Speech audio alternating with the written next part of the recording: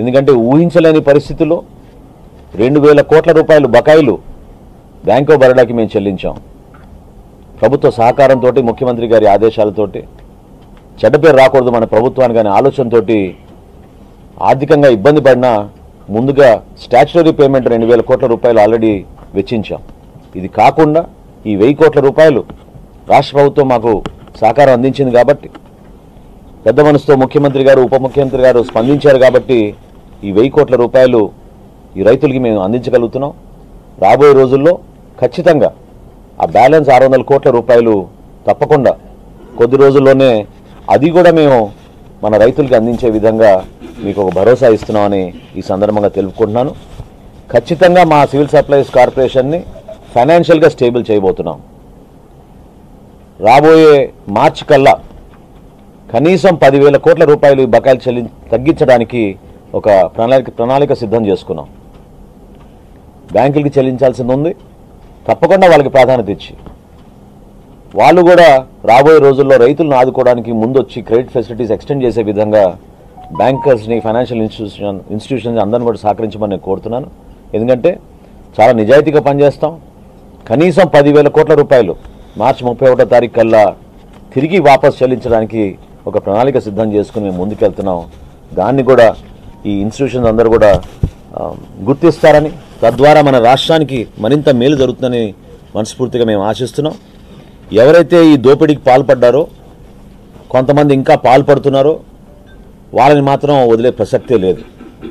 ఒక్క ద్వారంపూడి కుటుంబం చేసిన అవినీతి మామూలు విషయం కాదు. ఆ ప్రాంతంలో ఇది రాష్ట్ర వ్యాప్తంగా వాళ్ళు దాన్ని విస్తరించారు.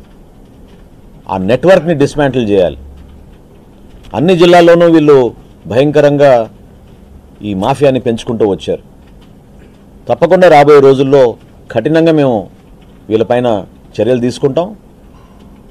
సమాచారం సేకరించుకుంటున్నాం, ఇంకా తనిఖీలు చేస్తాం. ఈ వ్యవస్థ మాత్రం ప్రక్షాళన జరిగే వరకు ఒక ప్రణాళిక సిద్ధం చేసుకుని రాష్ట్ర ప్రజలకి మేలు చేసే విధంగా మేము ముందుకెళ్తాం. Thank you.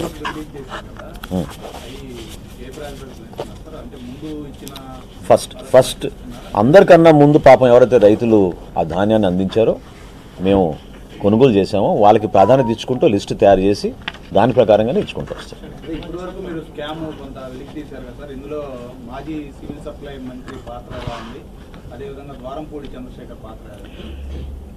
వ్యక్తిగతంగా పేర్ల గురించి సంబోధించడం ఇది సమయం కాదు.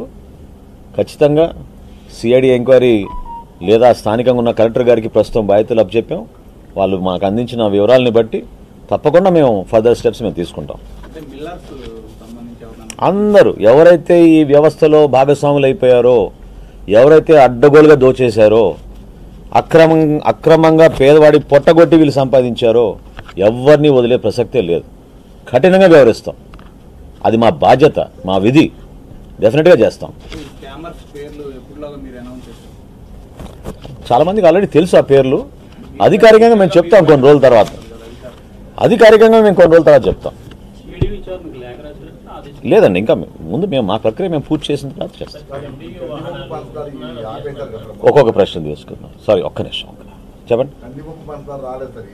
అవునండి, మేము ఆల్రెడీ టెండర్లు పిలిచామండి. ఎందుకంటే దుర్మార్గంగా వాళ్ళు వ్యవహరించారు.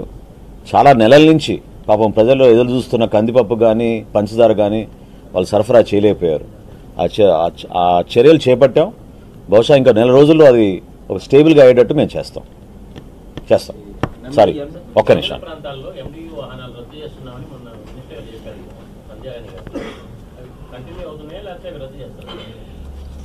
ఇదొక మంచి ప్రశ్న వాస్తవంగా. ఎందుకంటే ప్రజలకు ఇంకా తెలియదు. ఈ మాఫియాలో ప్రధాన భాగస్వాములు ఈ ఎండిఓ యూనిట్లు. ఆ విధంగా క్రియేట్ చేశారు గత ప్రభుత్వం. దాదాపు 1,500 కోట్ల ఆర్థిక నష్టం కలిగే విధంగా మన కార్పొరేషన్కి 9,260 మొబైల్ డిస్పెన్సింగ్ యూనిట్లు కొన్నారు వీళ్ళు. 9,260 డిస్పెన్సింగ్ యూనిట్లు, మొబైల్ డిస్పెన్సింగ్ యూనిట్ కొని ప్రతి నెల మేము 27,000 రూపాయలు వెచ్చిస్తున్నాం దానికి, ఒక్కొక్క యూనిట్కి. ఇంతకన్నా అన్యాయం ఉండదు. ఉన్న వ్యవస్థని ఇంకా బలపరచాలి. కేంద్ర ప్రభుత్వం ఇచ్చిన నిధుల్ని మనం సక్రమంగా వాడుకోవాలి. అంతేగాని 2027 వరకు కాంట్రాక్ట్ సైన్ చేసి 1500 కోట్ల రూపాయల ఆర్థికంగా నష్టం కలిగించే విధంగా కార్పొరేషన్ తీసుకున్న మూర్ఖమైన నిర్ణయం అది.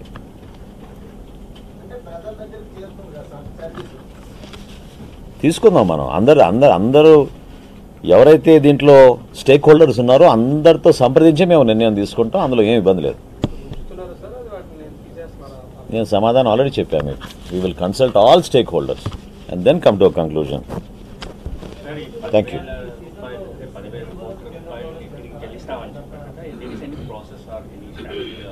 There are statutory payments that we have to make. It's our responsibility. ఖచ్చితంగా మేము ఫైనాన్షియల్గా స్టేబుల్గా ఉండి ఒక మంచి మెసేజ్ తీసుకెళ్లే విధంగా ఒక బాధ్యతతోటి, of course with the support of the state government, తప్పకుండా ఈ బ్యాంకర్స్కి, ఫైనాన్షియల్ ఇన్స్టిట్యూషన్స్కి సివిల్ సప్లైస్ కార్పొరేషన్ ఆంధ్రప్రదేశ్లో అద్భుతంగా పనిచేస్తోంది. ఒక నమ్మకంతో వీళ్ళకి మనం క్రెడిట్ ఫెసిలిటీస్ అందించవచ్చు అనే విధంగా మార్చి కల్లా మేము తీసుకొస్తాం. అవునండి, 2000 కోట్ల రూపాయలు బ్యాంక్ ఆఫ్ బరోడాకు ఆల్రెడీ చెల్లించాం. ఇంకో 1000 కోట్లు డైరెక్ట్గా ఈ రోజున మేము రైతులకు అందిస్తున్నాం. Thank you. ఏమండి, ప్రస్తుతం జరుగుతుంది కదా, ప్రస్తుతం జరుగుతుంది. తప్పకుండా మీకు ఏమైనా అనుమానాలు ఉంటే మీకు క్షేత్రస్థాయిలో ఒకసారి పర్యటించి చూసుకోండి. చెప్పింది అదేగా, we'll consult all stakeholders. విస్తృతంగా దీని గురించి చర్చించి ఒక నివేదిక మేము సిద్ధం చేసి మా క్యాబినెట్ ఒక నిర్ణయం తీసుకుంటాం. 50,000 రైతులకండి ఈ 1000 కోట్లు. 49,989 రైతులు, 49,989 మంది రైతులకి ఈ 1000 కోట్ల రూపాయలు ఆర్థికంగా మా బాధ్యతగా మేము వాళ్ళకి అప్పచెప్పాం. రాబోయే పంటకి ఎక్కడ కూడా ఇబ్బంది కలగకుండా తగిన చర్యలు తీసుకునే విధంగా మా వంతు మేము ప్రభుత్వం నుంచి ముఖ్యమంత్రి గారు సహకరించారు కాబట్టి సాధ్యమైంది.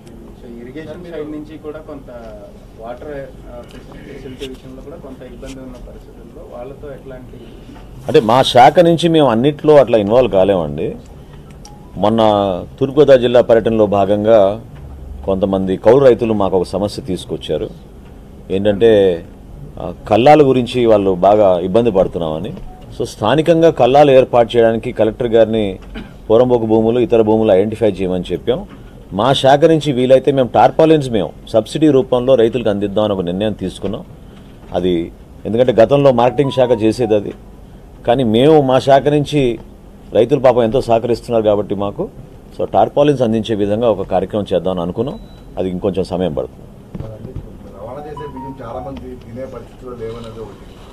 ఈ అమ్మకానికి కూడా ప్రధాన కారణం తినకపోవడం వల్ల వాళ్ళకు కూడా డబ్బులు వస్తున్నాయి. ప్రజలే మనం రైతు దళారులు అనుకుంటున్నాము, ప్రజలే స్వచ్ఛందంగా అమ్మే పరిస్థితి కనిపిస్తుంది.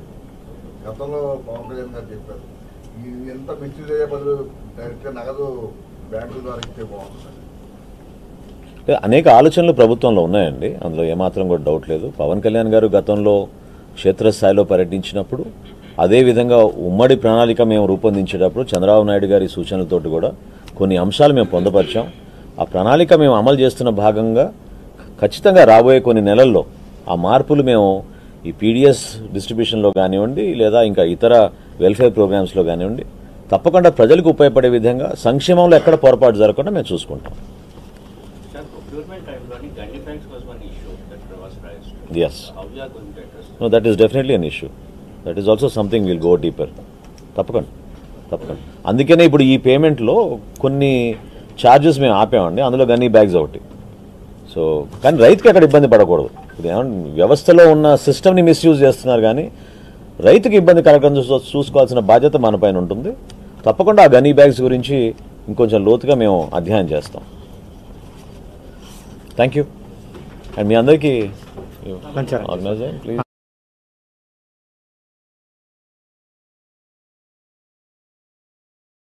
Join Siddharth Jain garu, and of course Veera Pandian garu has been here, and we need all your support raboye రోజుల్లో కూడా.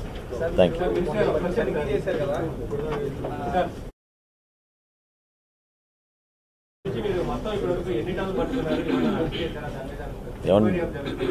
మీరు దూరంగా ఉన్నారు, మీకు వినపడలేదేమో. 30 వినండి ఒక్క నిమిషం. ఇప్పుడు వినపడుతుందండి. 35,404 మెట్రిక్ టన్నులు రైస్ని సీజ్ చేశాం. 404 మెట్రిక్ టన్నులు బియ్యాన్ని మేము సీజ్ చేశాం. అవునండి, రాష్ట్ర వ్యాప్తంగా ఇంకా చాలా ఉన్నాయి. ఎమ్మెల్యేలందరూ కూడా ఇందులో భాగస్వామ్యం. వాళ్ళ రైట్ హ్యాండ్ లో లెఫ్ట్ హ్యాండ్ లో వాళ్ళ ద్వారానే బియ్యం వాళ్ళ దగ్గర నుంచి తీసుకున్నారు. వాళ్ళ మీద ఎలా ముందుకెళ్ళబోతున్నారు? మేము ఒకటే దారి వెళ్తామండి. మాకు లెఫ్ట్ హ్యాండ్ ఎవరున్నారు, రైట్ హ్యాండ్ ఎవరున్నారు చూడం. Simple straight road we follow, highway.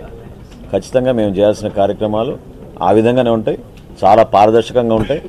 ఎవరిని వదిలే ప్రసక్తే లేదు. Thank you.